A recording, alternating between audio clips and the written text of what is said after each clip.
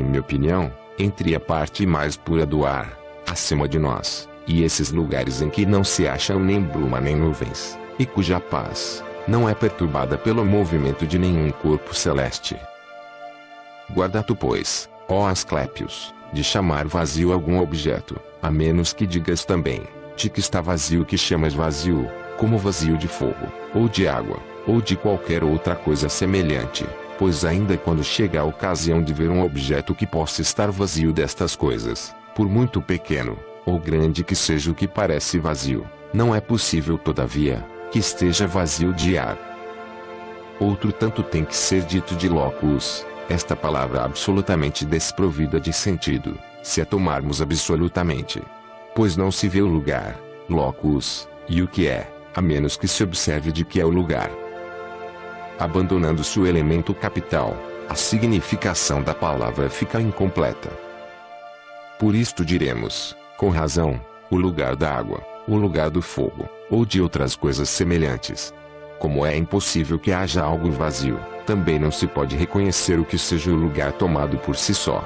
Pois se supõe um lugar sem objeto de que é lugar, este lugar parecerá vazio. Bem, segundo digo, não existe lugar vazio no mundo.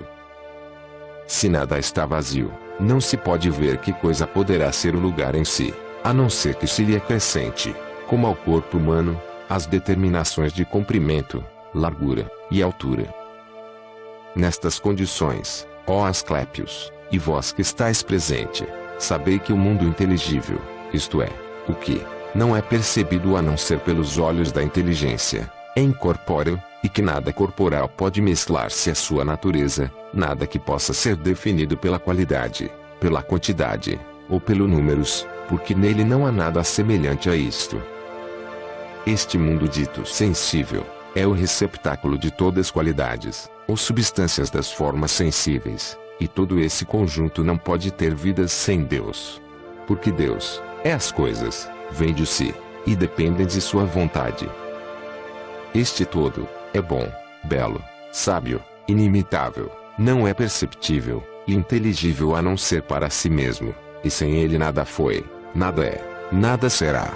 Pois tudo vem dele, tudo está nele, tudo é por ele, e as qualidades de todas as classes, e de toda a figura, e as magnitudes enormes, e as dimensões que superam, e toda a medida, e as formas de toda a espécie, compreende estas coisas, Asclépios, e darás graças a Deus.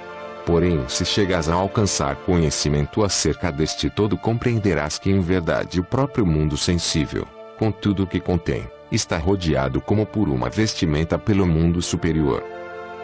Em cada gênero de viventes, Asclépios, seja qual for o vivente, mortal, ou imortal, racional, ou irracional, dotado de alma, ou não, cada indivíduo, segundo o gênero a que pertence, leva a marca de seu gênero.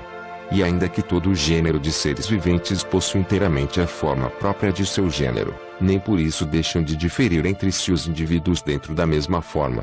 Por exemplo, ainda que o gênero humano não possua mais que uma forma comum, de modo, e se reconhecer, e um ser humano com o simples olhar, todavia, os indivíduos diferem entre si dentro da mesma forma. Pois o tipo ideal que vem de Deus, é incorpóreo, e também tudo que é aprendido pelo Espírito. Assim, supondo-se que os dois elementos de que estão constituídas as formas são corpos, e não corpos, não é possível que uma forma individual nasça inteiramente semelhante a outra em diferentes pontos do tempo, e em distintas latitudes. Pelo contrário, estas formas mudam tantas vezes quanto os momentos têm uma hora durante a revolução do círculo em cujo interior reside o grande Deus que chamamos omniforme. Assim, o tipo genérico permanece imutável por mais que engendre fora de si tantas cópias de si mesmo, em tão grandes números, e tão diversas, como momentos suporta a revolução do mundo, pois o mundo muda no curso da sua revolução, enquanto que o tipo não muda, e não está submetido à revolução. Assim, portanto, as formas de cada gênero permanecem imutáveis apesar de implicar diferenças do mesmo tipo que lhes é próprio. O mundo muda também de aparência, ó Trismegistos. Já o vês, Asclépios, estas indicações que acabo de dar, é como se as tivesse dado a uma pessoa que dorme. que é o mundo, e de que se compõe senão das coisas que vieram a ser. Tua pergunta se refere ao céu, à terra, e aos elementos, não é? Pois bem, que existe que mais continuamente mude de aparência. O céu está frio, ou quente, úmido, ou seco, claro, ou nublado, todas estas mudanças se dão num mesmo tipo uniforme. A Terra passa continuamente por múltiplas mudanças de aspecto, quando está gerando seus meses, quando nutre o que fez nascer, quando varia e diversifica as qualidades e tamanhos de seus produtos, os momentos de parada, ou avanço de seu crescimento, e antes de tudo, as qualidades, odores, sabores e formas das árvores, das flores e dos frutos. O fogo conhece muitas transformações divinas. As figuras do Sol e da Lua se revestem também de toda a classe de aspectos, parecem-se de certo modo a nossos espelhos que devolvem as cópias das imagens com um brilho que rivaliza com a realidade. Porém já falamos o suficiente acerca deste tema.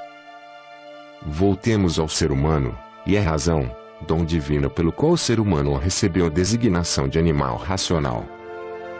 O que já dissemos do ser humano já é maravilhoso, porém essas maravilhas não valem a seguinte: o que move, ou impõe sobretudo a admiração, é que o ser humano foi capaz de descobrir a natureza dos deuses, e de produzi-la nossos primeiros antepassados depois de terem se equivocado seriamente a respeito da verdadeira doutrina acerca dos deuses. Não acreditavam, nem se preocupavam com o culto, ou religião, de uma forma absoluta, inventaram a arte de fazer deuses. Logo, assim que os fizeram, vincularam a eles uma virtude adequada, que inferiam da natureza material, e misturando esta virtude com a substância das estátuas, dado que não podiam criar almas propriamente ditas, depois de terem invocado almas de daimons, as introduziram em seus ídolos por meio de rituais santos e divinos, de modo que estes ídolos tiveram o poder de fazer o bem e o mal. Este é o caso, ó Asclépios, de teu avô, o primeiro inventor da arte de curar, e quem se dedicou sobre o monte da Líbia, perto do rio dos crocodilos, um templo em que jaz o que nele foi o ser humano terrestre, isto é, o corpo, pois o resto, ou melhor, o todo dele, é verdade que o todo do ser humano consiste no que possui o sentimento da vida, regressou, feliz, ao céu, e que, todavia, na atualidade, em virtude de seu poder divino dá aos homens, em suas enfermidades, todas as classes de remédios que lhe dava já em outro tempo por meio do exercício de sua arte de médico.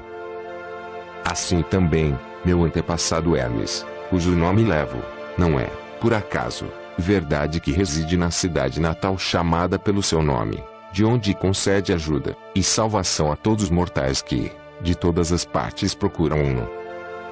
Isis, finalmente, a esposa de Osíris, quantos benefícios concede, bem o sabemos, quando está propícia, e quantos homens dana quando está irritada, pois todos os deuses terrestres e materiais encolerizam-se facilmente, pois os homens compuseram-nos de uma e outra natureza. Eis, portanto, a razão de os egípcios reconhecerem oficialmente a estes animais sagrados que vemos, e que adorem em cada cidade as almas daqueles que foram deificados em vida, até o ponto de existirem cidades que levam seus nomes, e vivem sob suas leis. E como os animais adorados numa cidade não são reconhecidos em outra, as cidades do Egito vivem provocando, umas às outras, guerras. E de que ordem é a qualidade destes deuses que se chamam terrestres, ó Trismegistos? Resulta, Asclépios, de uma composição de ervas, pedras e perfumes que contêm em si mesmos uma virtude oculta de eficácia divina. E se alguém busca a maneira de agradá-los através de numerosos sacrifícios, hinos, cantos de louvor, concertos de som dulcíssimos que recordem a harmonia celestial, é para que este elemento celestial que foi introduzido no ídolo por meio da prática repetida de ritos celestiais possa suportar alegremente esta larga permanência entre os humanos. Esta é a maneira pela qual o ser humano fabrica deuses. Porém, não creias, Asclépios, que os deuses terrestres exercem sua influência ao acaso. Entre os deuses celestes que habitam nas alturas do céu, cada um possui, e conserva o lugar que lhe foi destinado por sua vez. Nossos deuses terrestres oferecem sua ajuda ao ser humano como por um parentesco, velando sobre os detalhes das coisas, anunciando o futuro por meio das sortes, ou adivinhações, provendo as certas necessidades, e por meio disso nos assistem cada um à sua maneira. Mas então, ó Trismegistos, que parte do plano divino, é administrada por Emarmene, isto é, o destino. Por acaso não possuem os deuses celestiais todo o governo da universalidade das coisas, e os deuses terrestres a administração de todos seus detalhes? O que chamamos Emarmene, Asclépios, esta necessidade que domina o curso total dos acontecimentos, ligando-os uns aos outros por meio de uma cadeia contínua.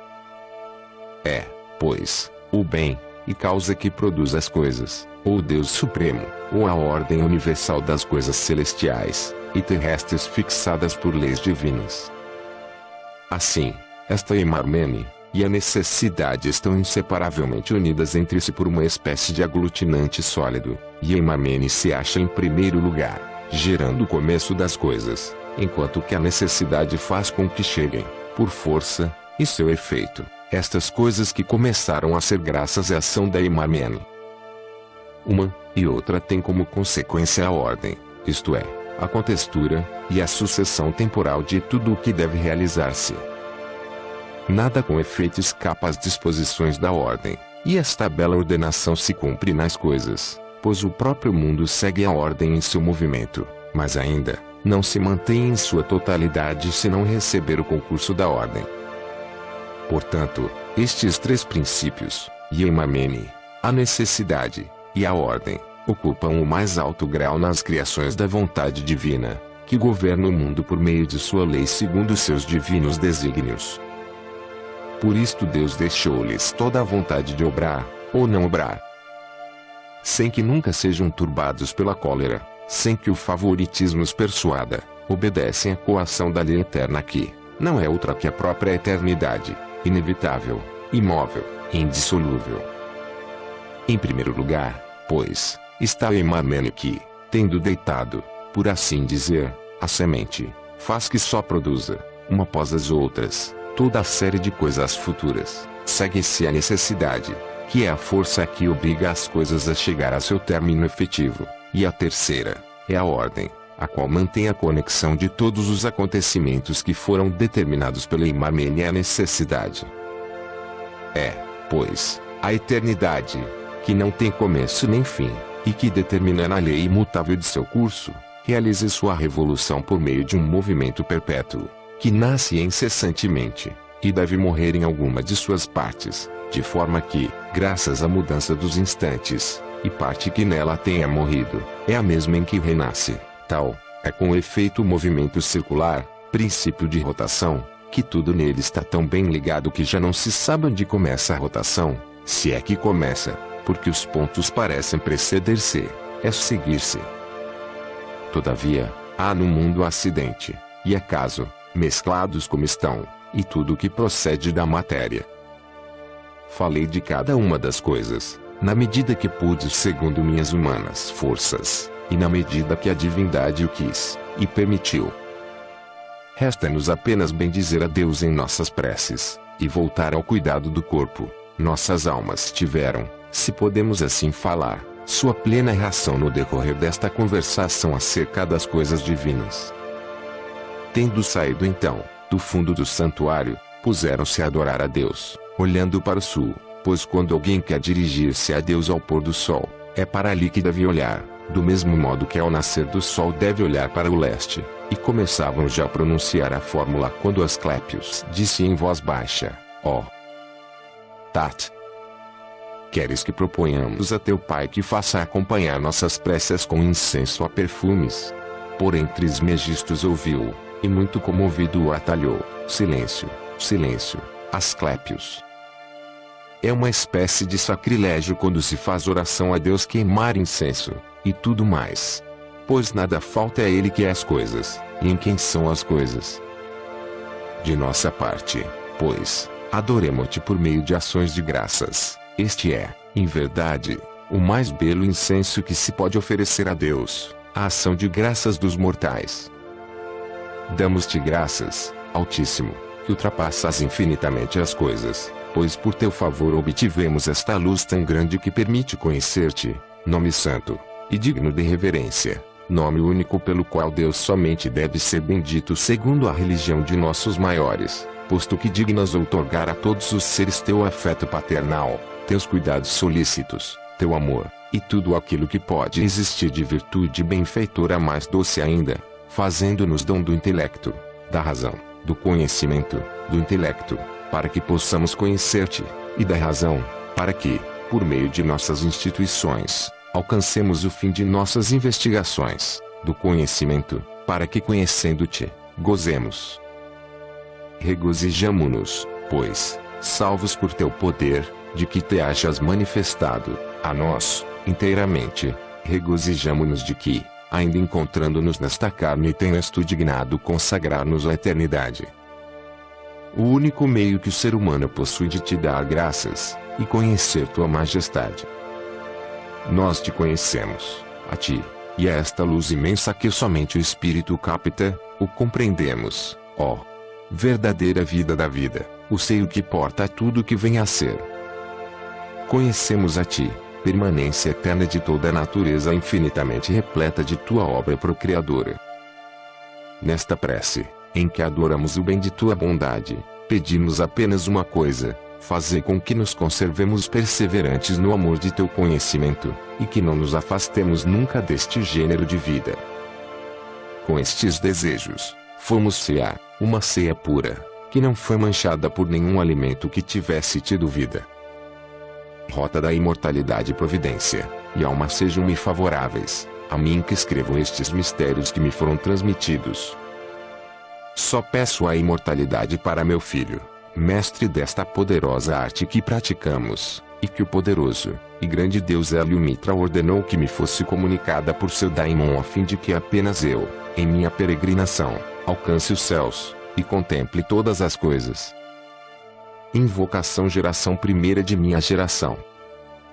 Princípio primeiro de meu princípio, sopro do sopro em meu sopro primeiro, fogo que, dentre as misturas que existem em mim foi dado por Deus para minha mistura, fogo em meu fogo primeiro, água da minha água primeira, substância terrosa que está em mim, corpo perfeito de mim, trabalhado por um braço glorioso, e por mão imortal no mundo sombrio, e luminoso, no animado e inanimado, se quiserdes transmitir-me, e comunicar o nascimento da imortalidade, a mim que ainda estou na condição natural eu poderia após a violenta contrariedade da iminente fatalidade, contemplar o princípio imortal graças ao sopro imortal, à água imortal, ao ar sólido, poderia ser regenerado em espírito, e que sopra em mim o fogo sagrado, poderia admirar o fogo sagrado, poderia ser o abismo do Oriente, a água terrível, e que me ouço éter que dá a vida, e que se propaga em torno das coisas pois, devo contemplar hoje,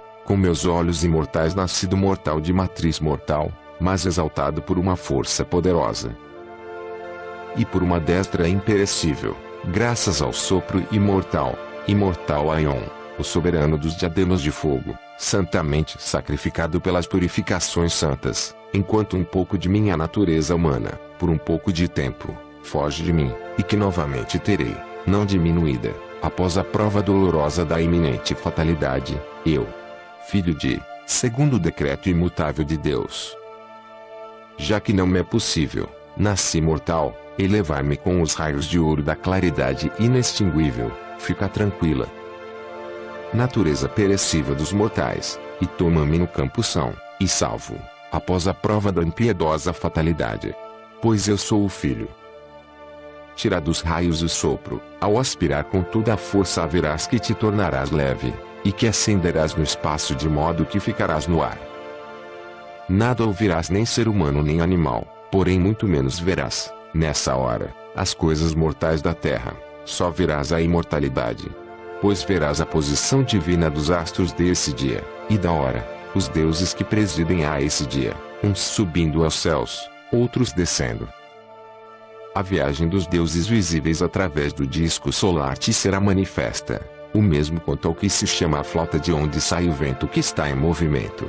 pois verás suspensa no disco, como que uma flauta dirigida para o lado oeste, no infinito com vento do leste, se a direção assinalada for o leste. Nesse caso o vento oposto possivelmente se dirigirá para esta região, verás o movimento giratório da imagem. Os deuses te fixarão, e te hostilizarão. Nesse momento coloque imediatamente o teu dedo indicador sobre os lábios, e dize: silêncio, silêncio, símbolo do Deus vivo e imortal, protege-me, silêncio. Em seguida dá 2 longos assobios, depois estala a língua, e dize: tu que lanças teus raios de esplendor, Deus da luz, e, então verás os deuses olharem benevolamente, não mais investirão, cada deus voltará a seu lugar, onde deve agir. Quando por fim vires que o mundo lá de cima se fecha em círculos, que nenhum dos deuses nem dos daimons está contra ti, prepara-te para ouvir um formidável roncar de trovão que te deixará estupefato. Então dize: silêncio, silêncio. Sou um astro que leva consigo seu rumo, se bem que provenha das profundidades. Dá 2 assobios, estala a língua 2 vezes, e verás imediatamente os astros deslocarem-se do disco, e virem até ti, grandes como a palma da mão. Haverá muitos deles, e encherão ar à tua volta. Dize: silêncio, silêncio, e quando o disco se abrir verás um círculo no fogo, e as portas de fogo fechadas. Então pronuncie o que segue, de olhos fechados. Ouve-me, escuta a minha prece, eu, filho de Senhor que pelo sopro fechou as portas de fogo da 4ª zona, guardião do fogo, criador da luz, Deus do sopro de fogo, Deus de coração de fogo, Espírito da luz, tu que o fogo alegra, esplendor da luz, Aion, soberano da luz, Deus com corpo de fogo, Espírito da luz, alegrado pelo fogo, doador do fogo, semeador do fogo, manipulador do fogo, intenso como a luz, tu que impeles o fogo como cascata rumorejante e turbilhonante, tu que moves a luz, manipulador do raio, glória da luz, gerador da luz, mantenedor da luz através do fogo, domador dos astros. Abre-me, assim o invoco, em virtude da cruel e impiedosa fatalidade iminente, os nomes que nunca tiveram um lugar na natureza, que jamais articulou a língua humana, som, ou voz de um mortal, os nomes eternamente vivos e gloriosos. Pronuncia todos esses nomes com o fogo e o sopro, dizendo uma vez a série completa, e depois recomeçando uma segunda vez até que tenhas designado os 7 deuses imortais do mundo. Quando acabares de designar estes nomes escutarás os furores do trovão, e o ribombar no ar que te envolve, ao mesmo tempo sentirás um forte abalo. Dize, então novamente o silêncio, e o mais, abre em seguida os olhos, e verás as grandes portas abertas, e o mundo dos deuses por trás daquelas portas, e em virtude da alegria e voluptuosidade que essa visão proporciona, teu espírito desejará subir até ali. Permanece onde estás, e olhando fixamente para este mundo divino acalma-te. Quando tua alma estiver em calma dize, vem a mim, Senhor. Quando tiveres assim falado os raios se voltarão contra ti. Olha para o meio deles, verás um Deus muito jovem, e de bela aparência, com cabelos de fogo, com túnica branca, e clame de purpúrea, tendo na cabeça uma coroa ígnea. Quando, então se erguerem de ambos os lados em fileiras, como uma guarda ameaçadora, olha fixamente para o ar à tua frente, e verás cair em raios, brilhar uma luz coruscante, a terra tremer, e descerá um Deus gigantesco, com o rosto lumíferos, muito jovem, com os cabelos de ouro, tendo na mão direita a espada de um bezerro de ouro, isto é, a ursa que move o céu, e o faz girar em sentido contrário, que de momento em momento sobe, e torna a descer o polo. Na sequência haverá sair dos olhos do Deus, raios, e de seu corpo, estrelas.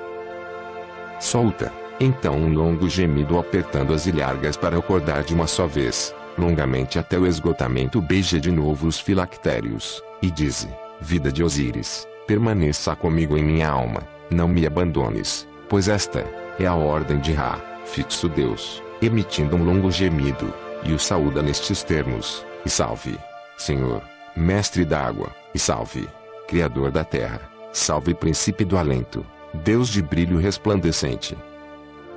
Dá-me um oráculo, Senhor, acerca da presente conjuntura. Senhor, mestre da água, renascido, eis que me vou, cresci, e já morro, nascido de um nascimento que dá vida, eu morro para dissolvido entrar na morte, segundo o que estabelecestes, segundo o que instituíste ao fundar o mistério. E, então ser-te-á dado o oráculo. Será separado de tua alma, não mais estarás em ti mesmo quando ele responder. O oráculo te será dado em versos, e o Deus, após ter te dito, irá embora. E tu permanecerás em silêncio, pois compreenderás tudo por ti mesmo, e, então reterás na íntegra as palavras do grande Deus, mesmo que o oráculo contenha 1000 versos. Capítulo 18. Tábua de esmeralda. É verdadeiro, completo, claro, e certo. O que está embaixo é como o que está em cima, e o que está em cima é igual ao que está embaixo, para realizar os milagres de uma única coisa. Ao mesmo tempo, as coisas foram, e vieram do um, desse modo as coisas nasceram dessa coisa única por adoção. O sol é o pai, a lua a mãe, o vento embalou em seu ventre, a terra é sua ama, o telesma do mundo está aqui. Seu poder não tem limites na terra. Separarás a terra do fogo, o sutil do espesso, do semente com grande perícia. Sobe da terra para o céu, e desce novamente à terra, e recolhe a força das coisas superiores, inferiores. Desse modo obterás a glória do mundo, e as trevas se afastarão. É a força de toda a força, pois vencerá a coisa sutil, e penetrará na coisa espessa. Assim o mundo foi criado. Esta é a fonte das admiráveis adaptações aqui indicadas.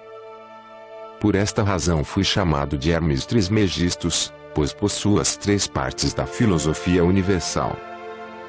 O que eu disse da obra solar é completo. Fim. Seja um alquimista dourado. Dê um joinha no vídeo e se inscreva em nosso canal. Conheça todos os nossos audiolivros. Transmute-se.